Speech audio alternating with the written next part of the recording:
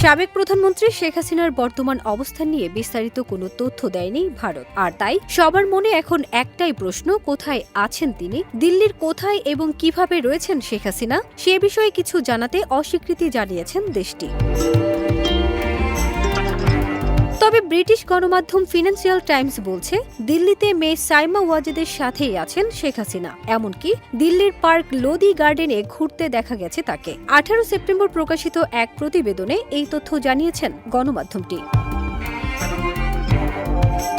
তবে বিভিন্ন মাত্রার ভারতের আড্ডাবাজ সদস্যরা ব্যক্তিগতভাবে দাবি করেছেন, বাংলাদেশের ক্ষমতাচ্যুত সাবেক প্রধানমন্ত্রী শেখ হাসিনার ভারতীয় সরকারের একটি সেফ হাউজে রয়েছেন। তার মেয়ে সাইমা ওয়াজেদের সাথে থাকছেন তিনি। সাইমা ওয়াজেদ চলতি বছরের ফেব্রুয়ারিতে বিশ্ব স্বাস্থ্য সংস্থার দিল্লি ভিত্তিক পদে নিয়োগ পান।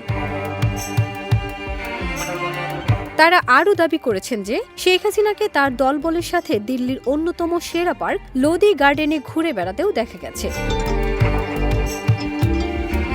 শেখ হাসিনার দেশ ত্যাগের পর থেকে বেশ কয়েকবারই ভারত নিশ্চিত করেছে যে তাদের আশ্রয়ে আছেন শেখ হাসিনা। খুব সংক্ষিপ্ত সময়ের নোটিশে সেই দেশে আশ্রয় নিয়েছেন তিনি, এমনটাও জানিয়েছেন ভারতের পররাষ্ট্রমন্ত্রী এস জয়শঙ্কর।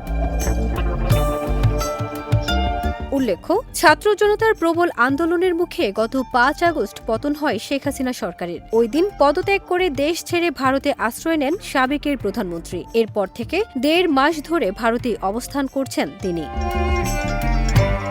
ফারজানা নিকিতা, দেশ রূপান্তর।